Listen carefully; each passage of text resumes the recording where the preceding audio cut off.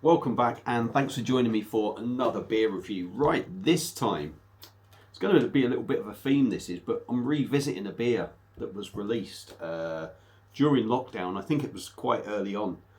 And I did review it, and my video said a year ago, but I'm certain it must have been 18 months ago when I reviewed it. So I'm going to do a re-review.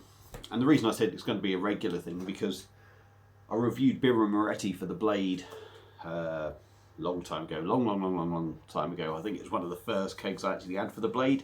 That was a dodgy keg. It was just all constant foam. The next keg was a dodgy one. So I finally bit the bullet again and bought another keg of that. So that'll be coming up. So it's not going to be lots of re-reviews, but obviously that one's going to be re-review and this one. So let's shut up. Right, let's show you what we've got. Right, what we've got, my missus picked up for me from Morrison's, and it's from Northern Monk. And this is their Jam Roly Poly Pale Ale, and it's a collaboration with Aunt Bessie's. And we all know Aunt Bessie and her Yorkie Puds, don't we?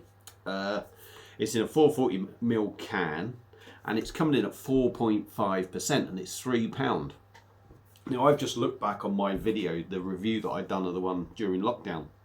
Now, I got that direct from Northern Monk, and they were selling it for £3.50, but they also released a Yorkshire Pudding Sunday Dinner Brown Ale with it. And if you bought the two together, like a meal deal if you like, you got them for £6, so they were the same price. But the Jam and Custard Pale Ale was actually 5.7%. So, I mean, I'd seen it, didn't think nothing of it. I mean, the only reason I have this is because my wife picked it up, so there was no sort of intention of picking it up.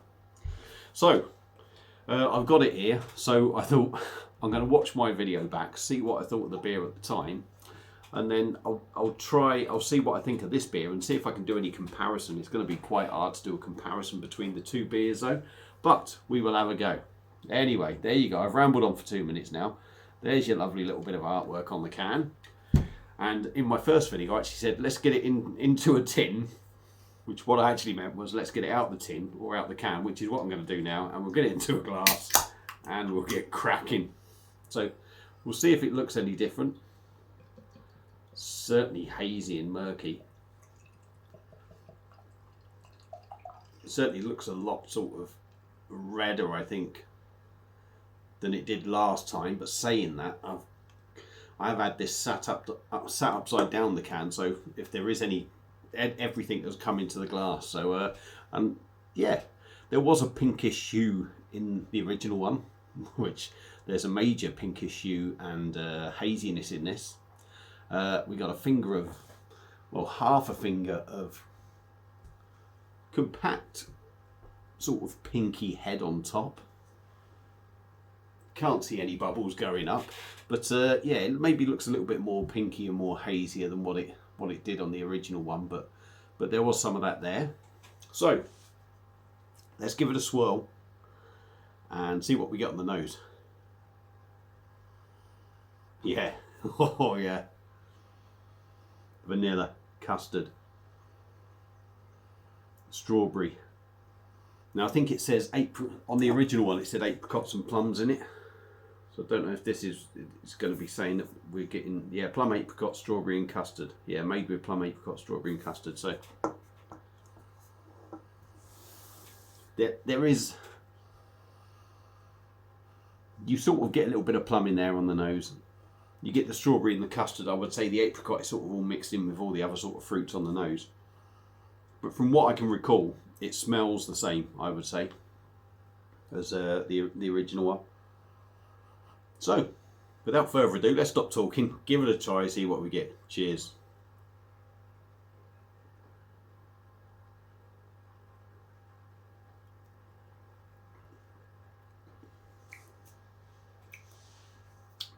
Now, quite interesting, I was told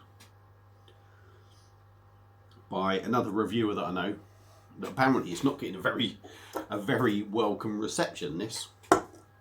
For me, body's quite light.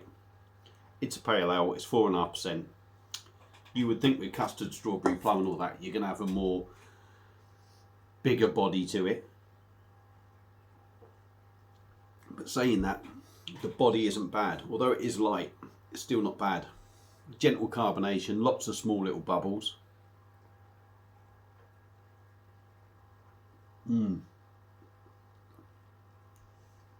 The body is nice on it. You certainly get a lovely mouthfeel to it. Soft, smooth, bready, doughy. So let's go in. Give you some tasting though, shall we?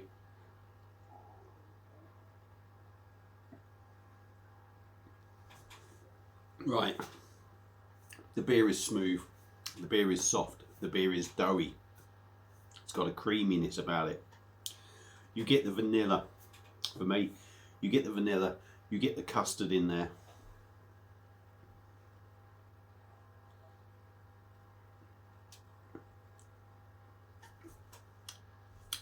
And I would say, whether it's just me, I don't know whether my palate's changed or something. I think you certainly pick up more plum, apricot in this beer. You get a little tickle. I would say the custard and the strawberry are sort of working together. So when you taste the custard, the vanilla sort of custard thing, that strawberry sort of running alongside that, well, sort of mixed up with it, shall we say. There is plum, there is apricot in this. You can definitely get the flavours.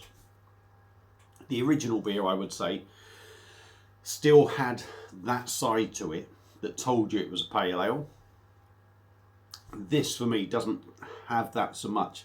It's all sort of taken over by the flavours, what it says on the tin. I think it's really drinkable. It is quite sweet, but it's not sickly sweet. It's just a sweet beer. You do get the pale ale flavours in there, but I think they're not so much at the forefront really of this one as they were the original one. But I think the actual flavours of the beer, what it says, like jam, custard, pale ale, apricot and all that lot, I think they're a bit more prominent in this. 4.5%, I mean, you really don't get, you know, it's not strong, but you really don't get any sort of idea that you're drinking a beer. Really. You know it's a beer, but you don't really get that 4.5%. Drinks really well. But I think, I mean, for me, I think I could probably manage about 2 of these because of that sweet edge. It's going to be a one beer wonder for some people, if you like. But for me, I like it. I mean, it does do what it says on the tin. Jam, roly poly, jam and custard pale ale. It's got plums and apricot, strawberry and custard in. For me, you get all that in there. Yes, it's a novelty beer, like a lot of craft beers these days, but is it worth it? I like it. I said back in the day then, when I reviewed it, I said it puts a smile on my face because it's so bloody mental, because it's wacky. And I've got to say, to this day, I think it still does the same. It's still putting a smile on my face. I kind of enjoy it. It's not one I could session, like I say. I could maybe drink 2 at the most, one after another, but it's a novelty beer, it's enjoyable, it's fun, and that's all you can take this beer for. So would I recommend it? Yeah, I'd recommend giving it a try. It's not going to be to everyone's cup, taste. There's going to be haters out there, no doubt. There's going to be people that like it. I quite like it because it's fun, and that's it. And they're my views on it this time. So, if you've not had it before, give it a go. If you have had it before, let me know what you think. If you've had the original and had this, let me know what you think between the two. That's it for tonight's beer reviews. Thank you all for watching. Feel free to comment, feel free to subscribe and all that lot. And that's it, like I say, and I will see you again soon on another beer review. Cheers.